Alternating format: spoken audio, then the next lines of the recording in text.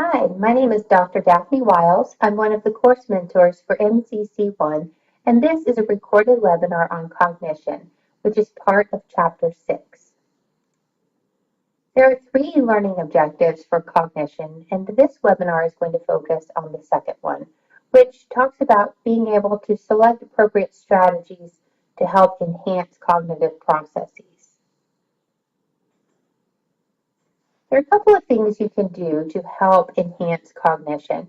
The first is to make learning relevant. You want to make sure that when you are a teacher and you're presenting material to students, that they can relate to what you're saying. It needs to be meaningful and relevant to their lives, meaning they need to be able to find it in some way useful, and they have to be able to relate to what you're talking about in order for them to remember it. You also want to activate their prior knowledge, and you can do this in a few ways. One way is by building on their background knowledge or their schema. What do they already know?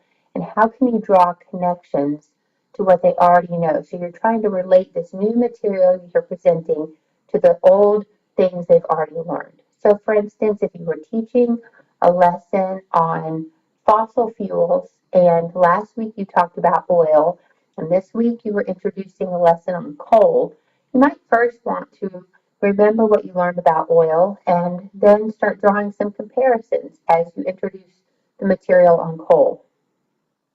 You can also use advanced organizers, and these are activities that you will do before you introduce new material to kind of orient students to the new material you're going to be teaching. So this could be something like if you were going to take a field trip to the planetarium, maybe you would read some stories about a planetarium, maybe read some stories about space and the stars and possibly how people can use the stars as a map. Um, then you could also do some sort of pre-activity. So maybe some sort of activity involving constellations or, something to help them start thinking about what they'll see at the planetarium. And finally, maybe you would want to bring in a guest speaker.